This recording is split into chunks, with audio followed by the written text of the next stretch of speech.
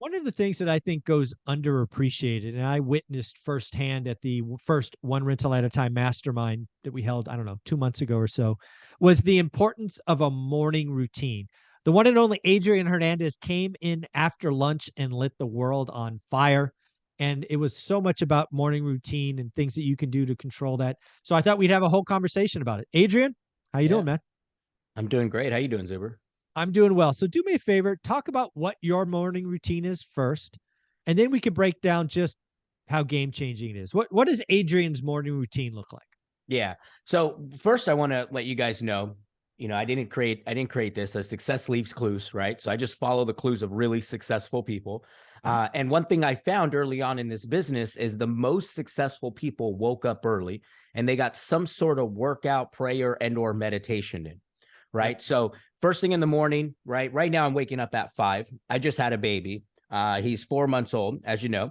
And for those of the audience that doesn't know, he's literally like my twin. He looks just like me, just much lighter and going to be much taller. Thank God.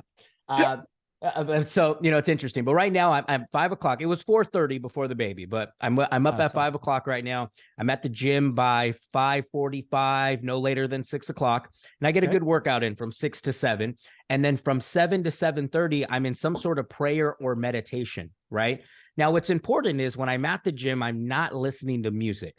Right on when I'm on my way to the gym, I'm listening to affirmations. So I'm saying affirmations to myself as I'm driving to the gym. Right, I got some downtime.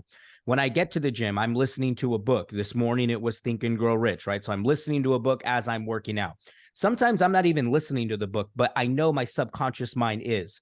And not only that, in the morning, we don't want to be left alone with our own thoughts because that can take us down a rabbit hole. So I like to just hear from really brilliant people, and it gives me new thoughts to think about in the morning. Right, so after I do that, we talked about meditation, prayer. I come home, shower, change, and then when I'm in the office, I journal. I used to journal when I was at home. Now if I journal at home, I'm gonna stay at home. So now when I get to the office at about 8 o'clock, I'm journaling, and then I'm on a trampoline doing more affirmations, getting myself in state, and then boom, I hit the ground running. There you go. And again, one of the things that I have come to appreciate for me is my morning routine. My morning routine really hasn't changed in 25 years.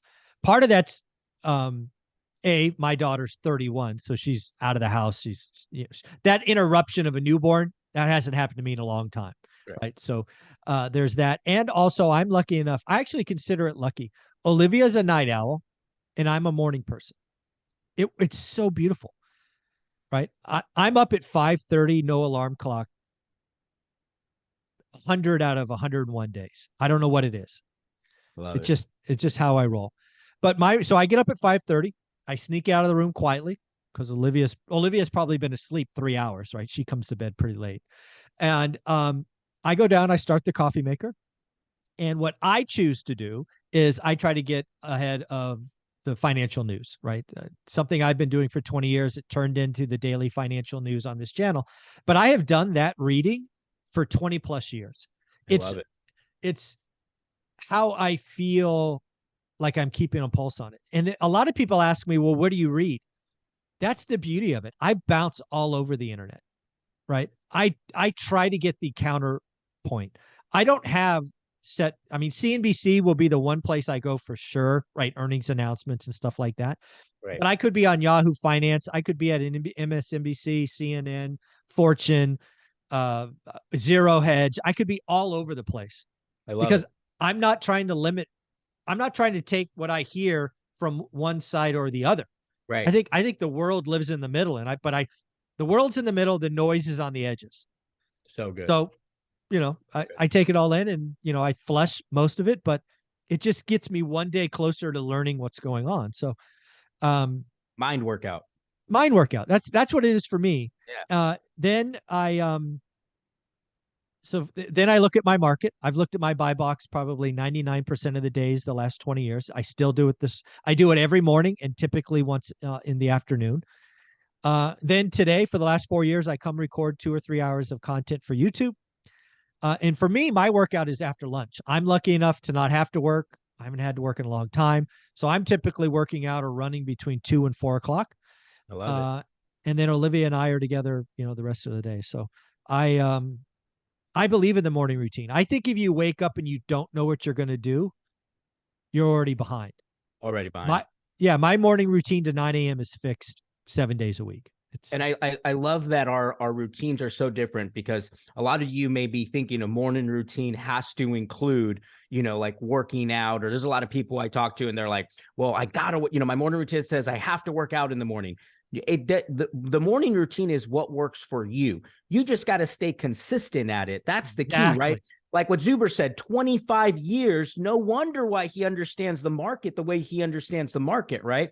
So for everybody, it's consistency. On Instagram, I see a lot of people, they'll start a morning routine and they'll last like 2 or 3 weeks, and then you don't see them ever again, right? And then they'll put back up a couple of months and then they'll disappear and they'll pick back up.